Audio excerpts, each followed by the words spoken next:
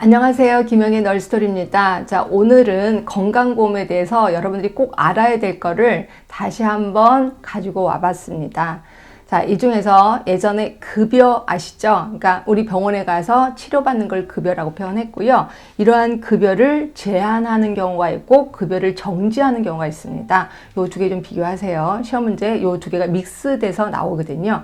자, 급여의 제한은 다른 거는 다 해주는데 이렇게 다쳐서 오는 걸 안 해주는 거야. 일명 일회성이라고 보시면 되고요. 급여의 정지는 처음부터 끝까지 다 안 해주는 거를 급여의 정지라고 표현해요. 그래서 대부분 급여의 정지자들은 보험료도 내지 않을 거예요. 그래서 저는 둘 중에서 차라리 급여의 정지를 외워라. 나머지는 몽땅 제한이다. 이렇게 외우시면 된다. 이렇게 얘기를 하고 있거든요. 자, 급여의 정지 3개밖에 없습니다. 하나는 외국에 체류 중일 때, 이것도 요번에 법이 바뀐 겁니다. 외국에 체류 중일 때. 그 다음에 두 번째는 현역병일 때. 군인을 아프면 국군병원 가면 되잖아요.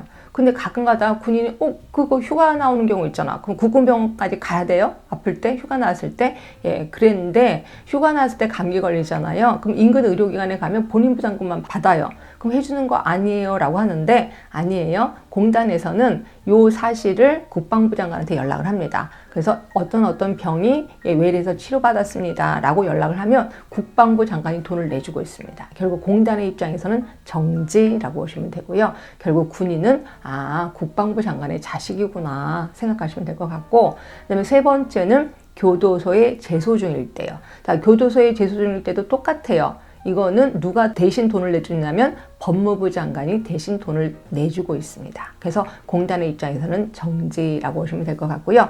자, 다시 한번 정리합니다. 급여의 정지는 3개의 케이스야. 외국에 체류 중일 때, 그다음에 또 하나가 현역병이 됐을 때, 또 하나가 교도소에 재소 중일 때. 요 3개 좀 기억을 해두시면 되고, 자, 그럼 급여의 제한은요. 급여의 제한은 자, 고의 또는 중대한 과실로 인한 범죄 행위의 그 원인이 있거나 고의로 사고를 일으켰을 때, 고의로 사고를 일으켰다는 거는 내가 자살을 했다는 거지, 자살을 했는데 미수로 끝쳤어. 그래서 응급실에 와서 살려놨거든요. 이거 보험 처리 안 됩니다. 그래서 죄송하지만 자살을 하시려면 확실히 하시는 게 좋습니다. 돈이 너무 많이 들거든요. 자, 그 다음에 중대한 과실로 인한 범죄행위. 제가 예전에 얘기했을 거예요. 길거리에 가다가 칼 맞지 말아라 라고 하는 거 요겁니다. 보험 처리 안 해준다는 거죠. 자, 그 다음에 고의 또는 중대한 과실로 공단이나 요양기관에 관한 지시에 따르지 않았을 때. 자, 세 번째, 고의 또는 중대한 과실로 문서, 그 밖의 물건의 제출을 거부하거나 질문 또는 진단을 기피했을 때. 뭐예요? 이렇게 외우시면 되겠다. 고의 또는 중대한 과실. 요 말만 나오면 무조건 급여의 제한. 이렇게 외우시는 것도 괜찮습니다. 자, 그 다음 요것도 뭘까요? 업무 또는 공무로 생긴 질병부상재해로 이미 다른 보상을 받았대. 뭐예요? 산재지. 예, 산재를 받았을 때는 역시 보험 처리는 안 해준다. 이걸 우리 급여의 제한이라고 하는 거고요. 하나 더 있습니다. 보험료 안 냈을 때요.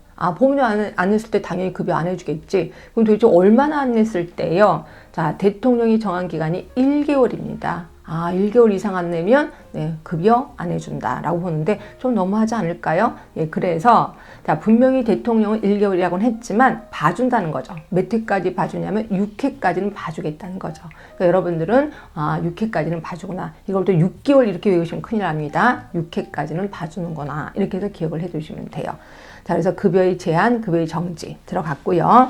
자, 그 다음에 보험료의 경감, 보험료의 면제 들어가겠습니다. 자, 보험료의 면제는 보험료를 아예 안 내는 경우죠. 이거 아까 뭐랑 똑같다고 그랬어요? 급여의 정지랑 똑같습니다. 자, 3개 기억하시죠? 외국에 체류 중일 때, 또 하나 현역병일 때, 또 하나 교도소에 재소 중일 때. 자, 요거는 면제입니다. 그러면 경감은요? 자, 경감은 깎아주는 건데요. 이런 거는 굳이 외우지 마시고요. 그냥 아까 그 3개를 제한 나머지 경감 이렇게 해서 외우시는데, 예를 들어서 65세 이상, 우리나라는 동방예의지국이기 때문에 65세 이상 좀 깎아주고 있습니다.